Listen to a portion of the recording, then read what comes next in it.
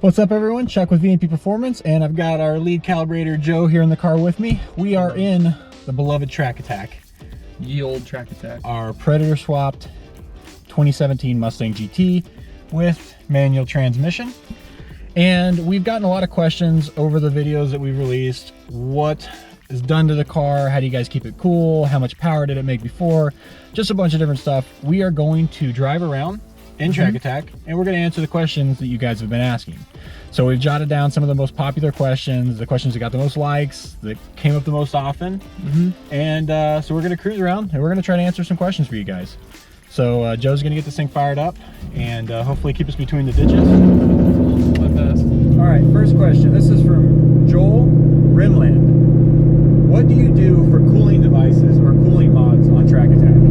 The cooling system is completely stock performance pack GT cooling system. So 2017 Mustang GT cooling system. Does the car for supercharger cooling? It does have our triple pass in it, right? Yeah, it does have our triple pass for the supercharger coolant side of things. But as far as the engine coolant side, it's a stock radiator, stock fan, all that stuff. Car's been beat on pretty heavily on the dyno in the street. Yeah. No problems to speak of. No. All right. 3-valve Jose 07 says, does the front end still allow for cooling or for more cooling than the Predator motor, or does it restrict air? It's talking about like the bumper shape and stuff like that. The Predator stuff, I want to say, has coolers in the smaller vents on either side. Yeah. I don't think either of those are for engine coolant. I think that's for other stuff like the trans and the rear diff. Yeah.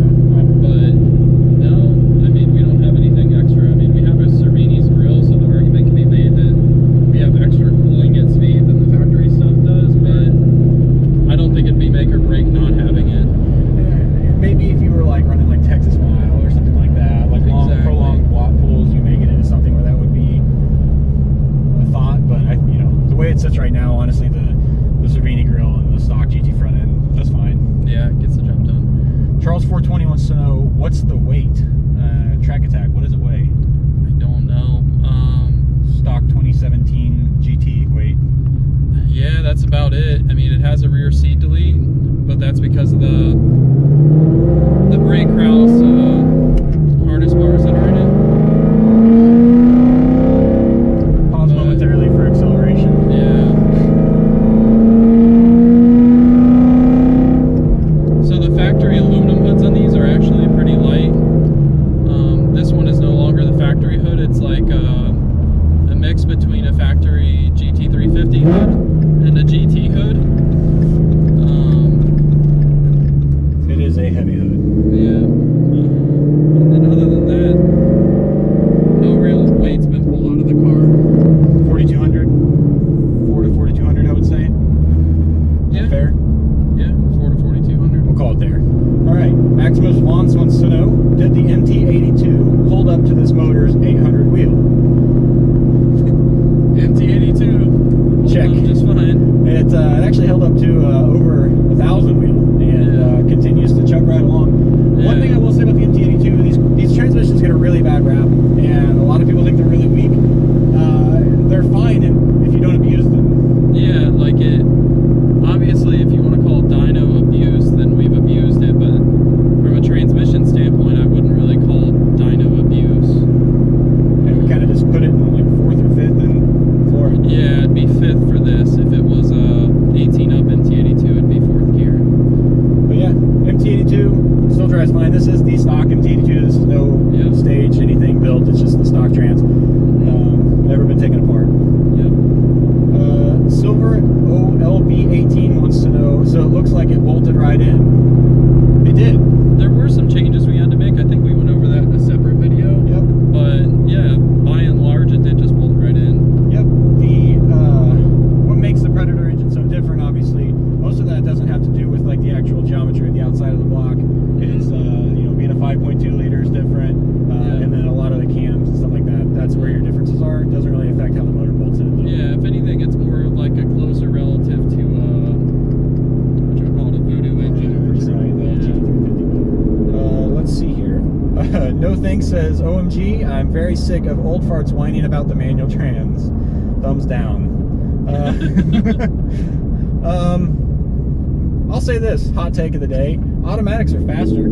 Yeah, that DCT is no joke. Say what you want about it.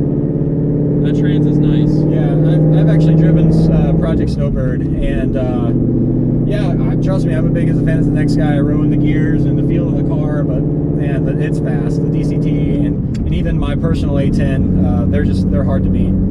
So I don't know. I'm a manual trans fan as far as the driving experience goes, but if you're racing the car, automatics are kind of where it's at. Yeah, agreed. Let's see. What Tim Jones wants to know, what happened to Track Attack's built 5.2 liter?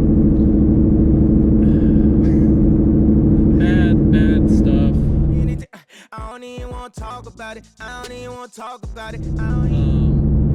Thankfully, nothing tuning related. Apparently, when we were bolting the heads down on it, the block got cracked where the head studs go in. Apparently, it's I shouldn't say a common issue, but it's something that other people have heard of happening before with the studs that we used, and it's at the machine shop being everything. Well, we had to get a whole new block, so in the time frame that all that was occurring, the GT500 engine opportunity arose, and we seized the opportunity. Here we are. Yeah, it's kind of like a bad situation that turned out really good. Yeah, exactly. So yeah, that's what happened. Aaron wants to know, will the car pass state inspection? I hear you can't put an old engine into a new car. So I think technically the processor has to be designed for the engine that you're putting in the car, but from a functionality standpoint, everything I did tuning this car, I think you might be able to get that to work, but it's not a legal thing to try and get something like that to work. I've done everything in this tune that Ford has done in the GT500 tune to make it emissions the same. Essentially, I think with a reasonable basis that we are not outputting any additional emissions than what the factory GT500 engine is, because of how similar it is to the GT500 engine, and the fact that everything I can do from a tuning standpoint is very, very, very, very, very similar to a GT500 engine. Right. We didn't do any special kind of tuning that would make it emit more than it would in a regular GT500. No, and that's not to say that you don't have to do stuff to get this processor to control this engine, because you do, but the way that you go about doing it, as long as you're competent, you're doing things that don't affect emissions really. Right. But that's not to say that we're going to take this to a state emissions test and be like, hey, try to pass this. yeah, no, we have no intention of doing that. This is kind of like an R&D vehicle and a toy, and the whole reason we're driving it on the street is to prove that A, it runs, B, it drives just like stock, and C, because haters. It's kind of fun to drive on the street. It's kind of stupid. Like, we're just hanging out in traffic, as you guys can probably see on camera, and it's like you're driving next to people with like 250 horsepower V6s and 80 horsepower V-twins. You're just casually cruising with a 1,000 wheel. Yeah, exactly. But it's a streetable car. It is. It's very streetable. Just chills. Antonio Jimenez says, big fan. We're a big fan of you too. 1320 JEDI. What did you use to cut the hood? I need to know. We used a company called Cervini. They cut it for us and delivered it. Yeah, so the hood's completely custom. It's a GT350 hood, like skin, with a whole bunch of custom work done to it to achieve the desired result. They did that for us, I think it was 2 or 3 years ago now, for SEMA. Fun fact about the hood, of all of Track Attack's parts, panels, engines, that's the #1 asked about thing. Yeah. People love I really think they need to make that hood. I agree. Cervini, if you're They should have started making it 3 years ago. Make the hood. Yeah. Don Donaldson wants to know, very badass, Justin. Congrats. More of a statement. Probably doesn't really want to know. Yeah. Johann PYFROM says, what computer is it tuned with? Enhance. Enhance. Just print the damn thing. It's tuned on a stock 17 GT processor. 17 GT Gen 2 processor tuned by Jokerz.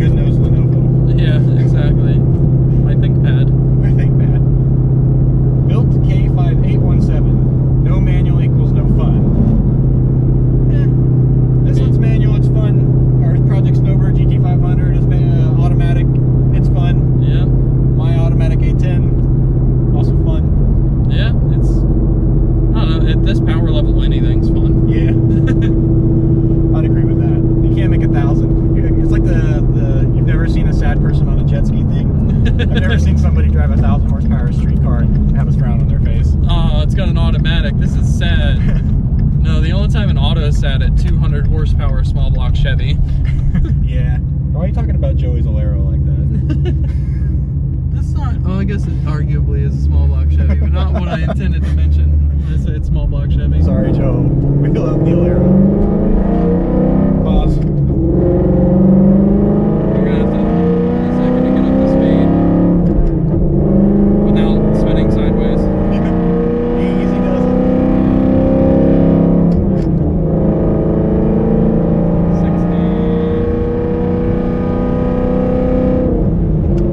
70. And cruise control. Nathan O'Neill says, you need to put some LED lights in the window under the hood so you can show the blower off at night. This car doesn't really get taken out to night shows. Yeah. I mean, that'd be cool if it was like a car that went out to shows on a regular basis, but I just feel like most of the stuff we do is very function driven. yeah, I mean, at this point, this is kind of like an R&D car. We don't really do a whole lot of for appearance type stuff to it anymore. No, it was in SEMA 2017 when it was very much a show car, and now it's very much like you're saying, like an R&D test mule. It's where a lot of parts that we make get tested and really beat on to make sure that they go out durable and we're not going to have a bunch of failures and stuff like that. Exactly. Let's see. Scotty N says, how did VMP manage to get their hands on a Predator engine? Honestly, that's a pretty simple answer. We called. Yeah, called and bought one. Yeah, there was we did nothing. There was nothing behind the scenes, special relationships. We were actually shopping for parts to do R&D for when the new GT500 came out, and we just happened to see that engine was available, and so we bought one. Yeah, that's kind of the story behind it. And I've seen that some people, or I should say heard that some people think that it's not really a Predator engine. No, this complete engine came in a crate. We have pictures of it with a Ford part number. This is a Predator engine. Yeah, yeah. This isn't the 5.2 block that we had before. Like I said in that previous question, that actually had an issue where it cracked the block around the head bolt. We didn't find out about that until we got it on the dyno, and that was kind of the end of that. Yeah, so now we have this in here. Showed up in a giant crate, covered by a giant box. Yeah. All kinds of weird stuff. It only came with one manifold. Didn't come with the second manifold that has a cat connected to it. Yeah, and it also had the DCT like flywheel setup. I don't know that I should call it a flywheel because it doesn't actually have like a clutch on it per se, but it had all that stuff too. Flywheel thing is the technical term for it. It like came with oil in it, but it didn't have a belt on it. It's so weird. So come on, Ford. What are you doing? Maximus Vaughn says, I'm guessing Ford charges $50K for this motor and hardware. You know, I don't think we've actually really talked about what the motor costs. I think that we don't really want to talk about that. Yeah, we try to forget what the motor costs. I'll tell you what, if you're interested, call your local Ford dealership and they can price one out for you. Have your checkbook ready. High performance HVAC. New swap for neighbor. Looks and sounds amazing. That'd be pretty sick. I think that Neighbor's engine's pretty stout as it sits. Hell yeah, brother. Yeah, it's made over 1,000. Cletus just got the new 3R on there. Yeah, so that should be a really fun setup for him. I mean, would it be a cool talking point? Yeah, but Wouldn't make any more power. no, like maybe the RPM side of things would be cool for him, but Yeah, he loves that rev under. yeah, he does. All right, Anthony Brown. You guys at VMP are brilliant. Such good content. Y'all need more subscribers. Anthony's right. Yeah, we do need more subscribers. Speaking of which, you should probably subscribe. Right. This would be a good time to hit the subscribe button. Yeah. Let's see. Did it come with the dual clutch, or was it just the engine by itself? Joel Silveria wants to know. So the dual clutch, I believe, is a part of the trans assembly. That's all inside the transmission. There was a drive assembly that was bolted to the back of the engine that I'm going to refer to as a flywheel, but I don't think is actually called a flywheel. But there was no real clutch assembly. No, just the engine. Yeah. Oh, do you think the transmissions are available for purchase? Can you buy one like we bought an engine? I think that you could buy one. I just don't know if they have any inventory of them yet. Yeah,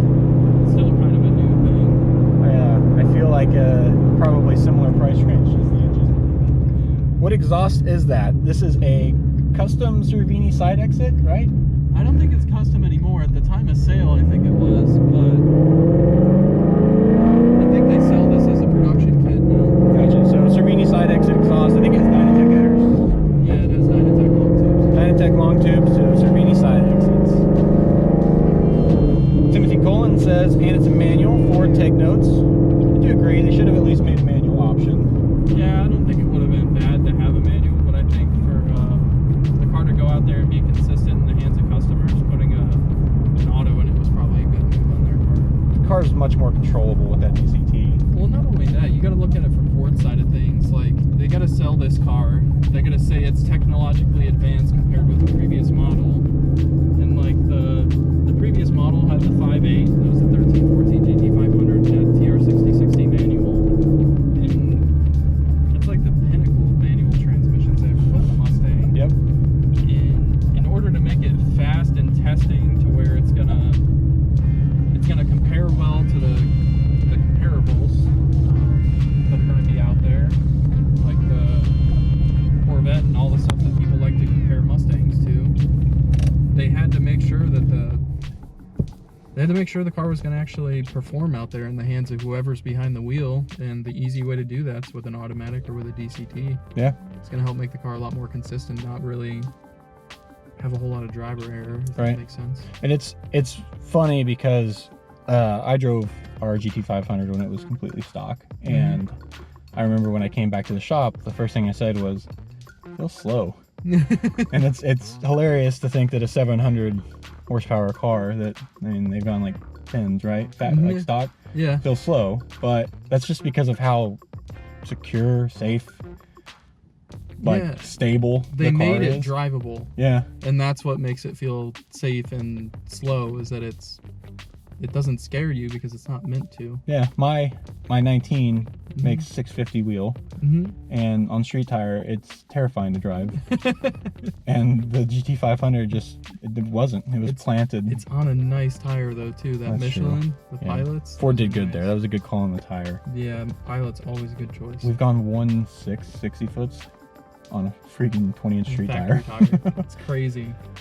All right, guys, that's gonna do it for us. Joe's gonna get back to work. I'm gonna get back to work. Thanks for watching. Remember to hit the subscribe, follow us on all of our socials, and we'll see you guys again soon. Yep. Later, guys.